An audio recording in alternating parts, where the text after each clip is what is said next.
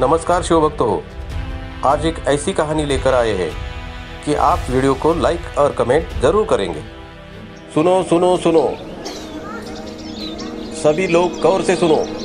हमारे शिवाजी महाराज छत्रपति होने जा रहे हैं। आयोजित राज्याभिषेक समारोह के लिए सभी को आमंत्रित किया जाता है। सुनो सुनो सुनो। वाह, हमारे महाराज छत्रपति होंगे। इससे ज्यादा खुशी की खबर क्या हो सकती है। हाँ सच है। बेटा जाओ, जाकर मिठाई लेकर आओ। जहांपना, दक्कन का सेवा शहंशाह होने जा रहा है। क्या क्या बक रहे हो? वो सिवा शहंशाह बनने जा रहा है? नहीं, हम ऐसा होने नहीं देंगे। बहादुर खान को कहो, किसी भी कीमत पर सिवा का राज्याभिषेक रोक दो। जल्द से हुक्म की तामील हो। यहां महाराज का राज्याभिषेक बड़ी धूमधाम और अघटित स्वरूप से संपन्न होता है।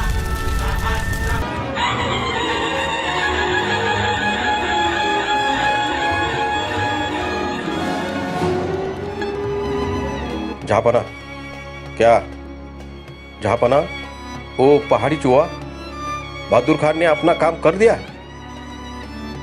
नहीं जहांपना, सिवा शहंशाह बन गया। ये नहीं हो सकता। शहंशाह हम हैं। क्या है सिवा के पास शहंशाह बनने जैसा? बहादुर खान क्या कर रहा था? उसे राज्याभिषेक रोकने के लिए कहा था ना। उससे जवाब मांगो। जाओ।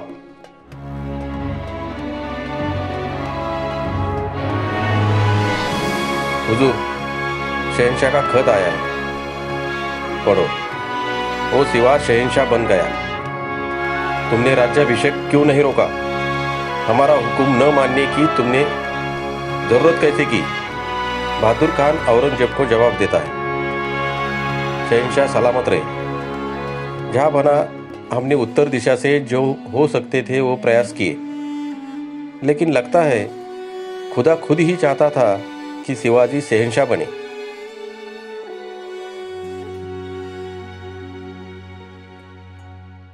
जहांपना, पर अब जो होना था वो हो गया। लेकिन यहाँ बहादुर किले पर हमने 1 कोटी की नगद राशि जमा कर रखी है। बस बारिश का मौसम खत्म होते ही आगरा भिजवा देता हूँ।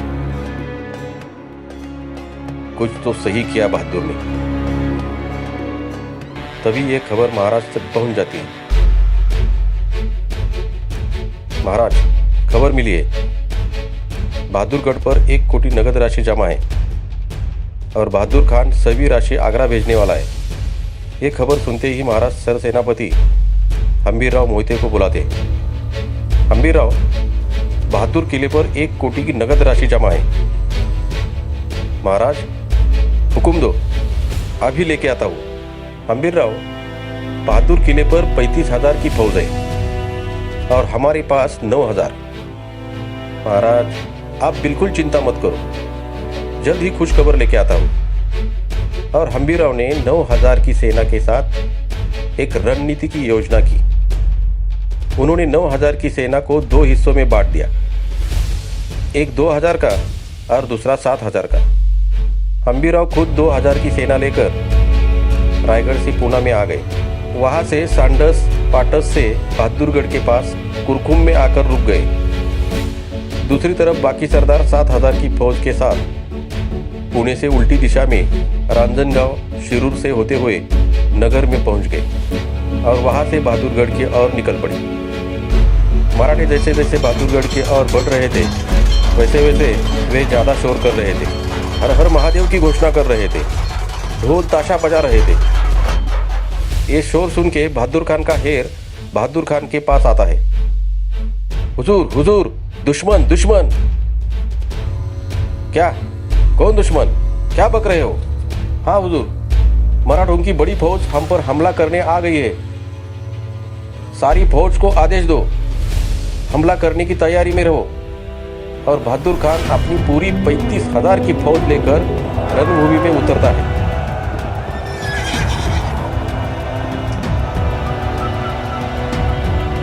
मराठे तेजी से आगे बढ़ रहे थे। मुगल सेना भी आगे बढ़ रही थी। हमला! तभी अचानक मराठी पीछे मुड़ गए और तेजी से वापस भागने लगे। बहादुर खान अचंभित हो जाता है और गुस्से से कहता है, ये कौन सा तरीका है लड़ाई करने का? पीछा करो।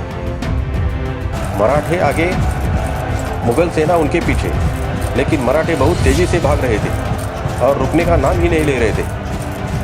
बहुत देर तक पीछा करने के बाद बहादुर खान अपने सेनापति से कहते हैं, रुको रुको, अब नहीं आएंगे वे मराठे। सिर्फ 7,000 की सेना के साथ हम पर हमला करने की वे हिम्मत ही नहीं करेंगे। चलो वापस। और बहादुर खान और उनकी सेना पीछा करना छोड़ देती है और वापस बहादुरगढ़ की ओर निकल पड़ती है। कुछ दूर जाते ही शेर भागते भागते आता है। हुजूर हुजूर, वापस आ गए। कौन? मराठे हुजूर, वापस मुड़ो, अब जोरदार हमला करेंगे। दूसरी तरफ मराठे इस बार दुगनी तेजी से आ रहे थे। अब नहीं रुकेंगे ऐसा लग रहा था। दोनों सेनाएं एक दूसरे की तरफ तेजी से बढ़ रही थी। दोनों सेनाएं एक दूसरे पर हमला करने ही वाली थी कि अचानक मराठे वापस मुड़े और तेजी से वापस भागने लगे। बहादुर खान ये देख के जैसे पागल ही हो गया। क्या चल रहा है ये? भगोड़े मराठे मेरा अपमान कर रहे हैं। ये कौन सा लड़ाई का तरीका है? पीछा करो। फिर से बहादुर खान की सेना मराठों का पीछा करने लगी। देखते ही देखते 50 मील तक ये पीछा चलता रहा। थक कर बहादुर खान बोला, अब रुक जाओ।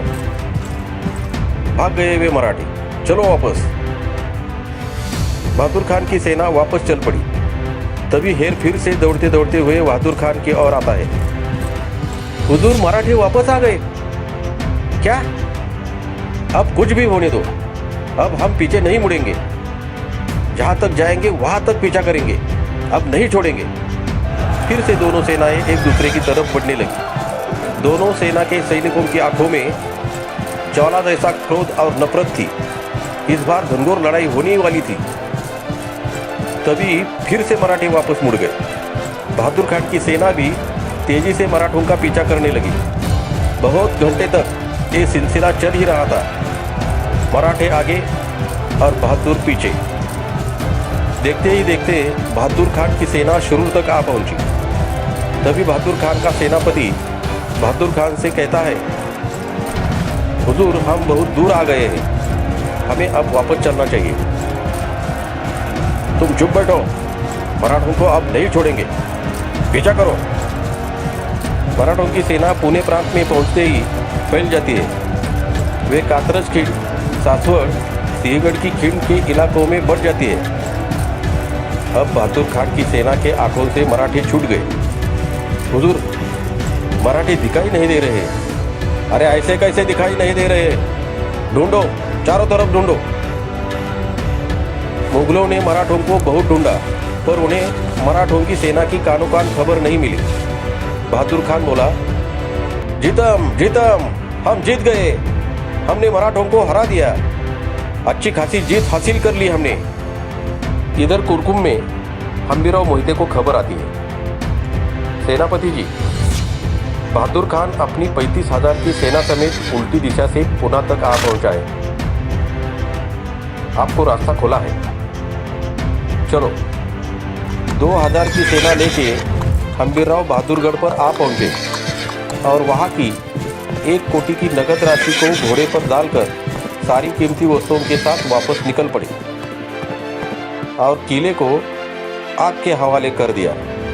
सभी संपत्ति के साथ 2,000 की सेना सही सलामत पाटस से रायगढ़ तक आ पहुंचती है। दूसरी तरफ बहादुर खान अपनी सेना के साथ बहादुरगढ़ की ओर वापस आ रहा है।